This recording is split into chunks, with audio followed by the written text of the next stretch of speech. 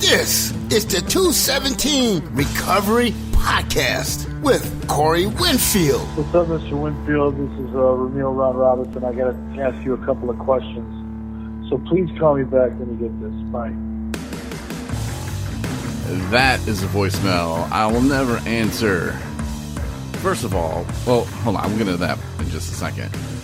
It is the 3rd of January, 2021. My name is Corey Winfield. Marnie Winfield here. And this is the 217 Recovery Podcast. And this... What's up, Mr. Winfield? This is Ramil Ron Robinson. I got to ask you a couple of questions. So please call me back when you get this. Bye. No. First of all, Ron, you're not a cop. That sounded like a cop, didn't it? Or like a defense attorney, or like, hey man, like I gotta ask you a few questions about this case, bro. Like I just found out some things. I think it's gonna go down wrong for you. Yeah, not very inviting. What the hell? And then when I finally did talk to him, because Ron will call until he gets you. So eventually I think I did answer, and it was probably like, hey man, what do you think about oh damn, I can't remember. Hey man, let me hit you back, man. I'm driving right now. And you play phone tag for 2 weeks, and then you never really ask the question. Yeah, so that guy is a good friend of Corey's. Yeah. I met Ron in the early days of my radio career.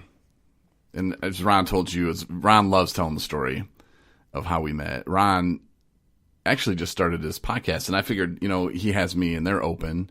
He uses me as their voice guy for the Radio Days podcast, where he talks to people. Mostly right now, I think it's from Detroit, because that's where he started in radio, and that's where he lives, over in that area. But, I mean, he's got guys from Riff, WJR, which is a huge news station over there. And, he talks to him about old radio days. It's a pretty interesting podcast, of course. Me being a radio guy, I'm interested in that. Normal people, I don't know. They say normal people and radio people, there's a difference. Like, we don't even listen to the radio the same. It's impossible. Like, once you get into radio, you don't listen to it the same ever again. You're very critical. Yes, I am. That's why I don't listen to the radio. I know. I can't. It drives me nuts. There's some really crap radio going on. But not my job. Not my problem. But anyway, so Ron has me doing the open, so I figured, we'll have that as the open there. But no, Ron and I met. I was just I think I was doing weekends, or maybe I was doing nights and weekends, because I love Saturday night. And I found when nobody was there on the weekend, you go out to the barn where we kept like the station vehicles or whatever, and they had beer in there. And I'd have a couple. And it made me so much better on the radio. And everybody's partying. I'm partying. I was only like 19, maybe. I might have been 20 or 21 when I met Ron. But no, Ron was in doing a news story. He had just started. And the boss went out of town. And I'm like, oh, new news guy. Okay. And news people were a little bit more square. Some of them were really cool. Nick Reikovich was a really cool guy. He's in Houston now. But anyway, I opened the door to Ron's like little news studio, and they had like sliding glass door. So I walk up, and I, hat on backwards, earrings, blaring rap music from the rock studio. It's a total mess. And I opened this door, and I'm like, hey, man, you're the new guy? He's like, yeah, hi, Ron Robinson. He's all excited, shake my hand. And Ron was, I'd say, early 30s at that point. And, here I am young, 20, 21, something like that, 22 maybe. And he is all excited, and, yeah, I'm Ron. I'm like, yeah, that's cool, man. Gifford, who's the boss at the time, told me to call you and he called me and told me to kind of keep an eye on you and make sure you're okay. And he also told me if it's not too much of a problem, if you could try not to suck, that would be great. It'd make all the stations sound better. And I just closed the door, and he just had this look in his face like, are you shitting me? And I just closed the door and walked on back in my studio, and he was like, what an a-hole is what he said, like to himself. But we later became friends, but he loves telling that story. Good first impression. Yeah. It's like, who's this cocky bastard coming in here, telling me, he's like, I got this and this, and I went to school for this, and this guy's in there, playing Van Halen or whatever, Metallica, and yeah, that was a good time. Yeah, but you don't call people like that, though, and leave a voicemail. And now if you want them to call you back. No, that's horrible. Right. I was going through some of the voicemails and came across a couple that were interesting. Of course, the radio stations from Traverse City, the Black Diamond radio station, and then was it the Garber? I was going to play those, and I'm like, that was, a couple of years ago, and people would probably be like, wait, what? Is Corey going back to radio?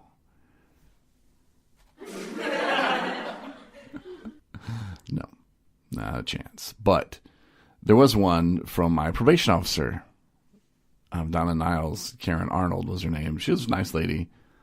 The first time I met her was immediately after I was sentenced. It was 2 years ago, almost to the day, right now. Mm-hmm.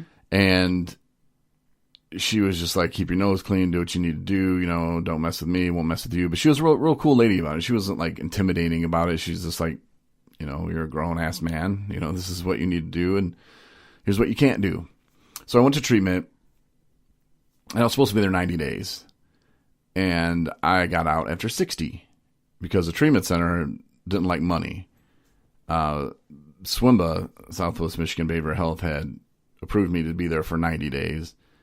And my therapist at the time thought I was having too much fun in recovery, and they didn't like that. So she was like, I'm not going to extend you to 90, which first kind of freaked me out. And I was like, wait a minute, but I'm supposed to be here. And then I called my probation officer, Karen Arnold, and she was like, okay, cool. Well, you're supposed to be there 90 though, right? I was like, yeah. She's like, well, why are you getting out after 60? I guess because I'm doing so good. It's like, all right, well, just see me immediately. You get out on a Friday, I want to see you on a Monday. You get out on a Monday, I want to see you on a Tuesday. You got me? I'm like, I got you. So I get out next day, boom. I'm in her office, and I'm telling her that, I'm going to go to sober living in Boyne City and stay at Nathan's house, and was giving her all the info on that. And then I started telling her my plans. And I told her that I was going to start a recovery podcast, and that I was going to talk about my life in recovery. And I think that would help me stay sober. And then I really wanted to turn it into a 501c3 and go from there. I told her that I wanted to do a weekly radio show that would air on all the stations as a PSA. It's a 30-minute show. And, we can do it. It doesn't matter if stations don't run it. They can run it whenever they want, as long as we're not time sensitive with it. But she probably thought I had lost my damn mind. Who's this guy? He just came out 60 days in treatment. Mm-hmm. And he comes in here telling me he's going to do this and that and this and that and this and that. And I don't know what she thought. Probably that I was crazy. I'm sure it's not the first time somebody's had that kind of pink cloud. Yeah. And I had been sober a month before I even went to treatment, so I had been sober 90 days. But no, I just was like, this is the plan. And my point to this is it's very important to have some type of plan. Now, some people will tell you, well, don't worry about the future. Don't worry about the future. Well, don't worry about the future doesn't mean don't plan your future. Right. 2021, we have some big, I don't really think they might be big goals. They're not unrealistic. Mm-hmm. How are we going to get there? I don't know. I know. Stay tuned. That's the beauty of it. And I tell people all the time, you can do anything you want as long as you're sober. And, I've been doing it for a couple of years now. I've been doing this podcast since April of 2019. I think people understand I'm serious about it. And I'm very serious about sobriety. And I don't just say stuff and then turn off the mic and be like, yeah, man, let's go get trashed. I don't do that. This is the life that I live. On the air is pretty much what you get off the air as well. Mm-hmm. Might be more hardcore. Might be more of a peen, but I don't know. It's something that I think people who listen, people who followed what's been going on since the start, understand that this is something that I'm very passionate about, and the things that I do, I'm very passionate about, especially when it comes to recovery. I think it's very, very, very personal. And I saw something that our friend Eric posted and it was about Washington and how they were going to have a new law to make it easier for people to get to treatment. Because this one woman who was trying to get to treatment went to treatment twice in a couple-month period or something like that. And so the insurance company's like, yeah, well, you just been to treatment. So, and then, she went out and she died. Mm-hmm. And that happens. That's just one story. Oh, yeah. That happens every day. Yeah. And every day. My dealing with, the I guess you could say insurance companies, when I would do my talks with SWIMBA when I was in Southwest Michigan, and they would, belittle me and tell me, "What, haven't you learned it already? You've been there 10 times. And no, clearly I haven't. What's it going to take, Mr. Winfield? How are you going to finally get it through your head? Like, I didn't need that from them. Right. And I don't know who those people are. Hopefully they don't work for SWIMBA anymore. But that's something that they should, take a look at in Michigan. I tweeted it to Governor Whitmer. What's up? I sent that to you, by the way. So you're welcome. If you can start working on that, if you'd like to call me and we can set up a plan, that'd be great.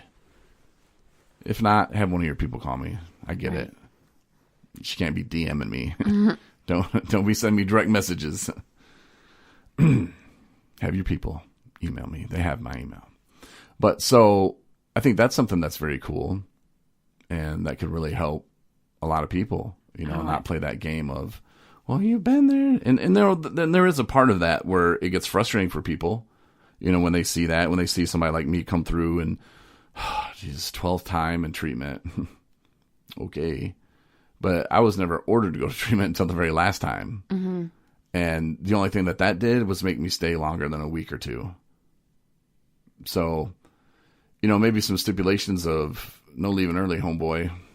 Right. And some kind of, because it's too easy to leave early. Yeah. And that can be the problem. And because people start get antsy, and sometimes it's because they want to use, and sometimes it's because they really think they have figured out. And why waste more time here when I could get back out in the real world and get the job? And I just need money. That was my thing for a while too. I just need money. Just need to pay the rent, Yeah. So I get out and get a job, do this and that. And once I get that money going, it'll be good. That's not the case. Oh. That wasn't the problem. No, not having money was the problem when I didn't have the money to go buy the liquor.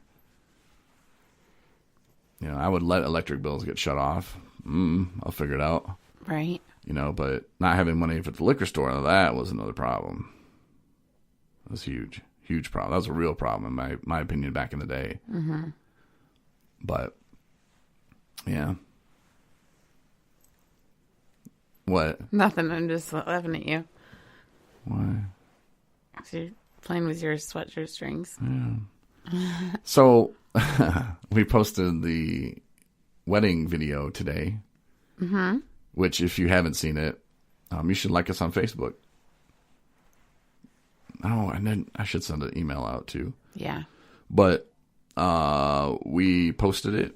It's up. 217recovery.com/wedding. It turned out amazing. Thank you. If you just go to our website, you're not going to find it. It's hidden. Really? Mm-hmm. Oh, see, I didn't even know. Should I not hide it? Yeah, don't hide it. Okay. I thought it would be fun and games. No. Oh, all right. Well, then just go to our website. It'll be unhidden. Okay. But that's why you had to type it in, though. 217recovery.com/wedding. Mm-hmm. Or if you were a Facebook friend, then you could see it. But because I posted it there. Yeah. Yeah. Check it out, though. It's pretty cool. Yeah, it's really cool. It was such a pain in the ass putting it on the website, though. Really? Yeah. And the people that have watched it, we've gotten great responses from. Like, it's been really cool hearing from people saying congratulations, and they enjoyed it. So. Yeah, and it was a very, very quick wedding. Yes. The preacher, Matt, did a pretty good job. Told some good little stories here and there, which I don't remember. That's weird, because I don't remember any of that when I was standing up there. No, the first time we watched the video, you're like, I don't remember any of this. Nope. And that's why I think he told me to repeat after him when he gave me the ring or whatever, and then I just kind of stood there for a minute. I was like, "Oh yeah, yeah." Oh yeah. What do you want me to say again? But I don't know if that happens with other people. But I don't remember any. It was just a blur. So we're staring at you. Beautiful blur. Thinking that my zipper was open. I'm like, hey, man, like, why are you looking at my fly, babe? Like, is it open? I can't fix it now because we're being recorded. Yeah. We made it through. Yeah, but we don't have, like, ring kids and whatever, flower people. We don't have any of that. We didn't. Nope. Just straight to the point. Mm-hmm. Light some candles. There you go. Blow the other ones out. Kiss her. Done. Just like that, huh? Pictures, cake, out. Drop the mic. Yep. See ya. So if you want to check it out, and then there's some photos, you know, thrown in at the end, which are pretty cool. Yeah. With our families and stuff, and yeah, a lot of people said that they cried. Aww, that's so cool. That's cool that they cried. I think it because it's meaningful. It's like, you know, people cry at weddings all the time, so it's like almost like they were there. Yeah. You know. I think it's touching. Yeah, it was amazing. It's a good time. So check that out, and I don't really have much today. No. I got a big day tomorrow. Made an appointment to go to Secretary of State. Oh, damn. Yeah, get my new driver's license. Whoa. My name change. There's a lot of things that go along with that, which, you know. Getting married. Yeah, well, the whole changing of the name thing. So, anyway, it's exciting stuff, but... Kind of pain in the ass, though. It is. Seems like they should make that in, like, a little packet. You would like, think. when you buy your marriage license, it should come with a packet of, here's all the stuff like when you move. Yeah. Welcome to the block. Yeah. Like, here's... that seriously, why is there not? I don't know. You can look into that. Because they want it to be difficult, because it's government. I don't know. That seems to me like that should have been done like in 1851. Somebody should have been like, you know what we need to do here, Earl? Mm-hmm. I don't know. Maybe we're the ones to do it. Maybe. We got other stuff to do. Yeah. But then we shouldn't complain about it. I don't even know why I'm complaining about it. I don't have to do anything. Right? Shouldn't I have to sign off on some stuff? Like, yes, she took my name. Ooh, or is that good what the point. marriage license is for? Yeah, that's pretty much what that is. Still, I should have to sign on everything. Approval. Goodness. Anyway. All right. Well, thanks for listening. 217recovery.com/wedding for the video, or the video will be just up in the front page and the rotator. So yes. Look for it there. But thanks for listening. Have a good day, and we'll talk to you on Tuesday. Thanks, everybody. Good night.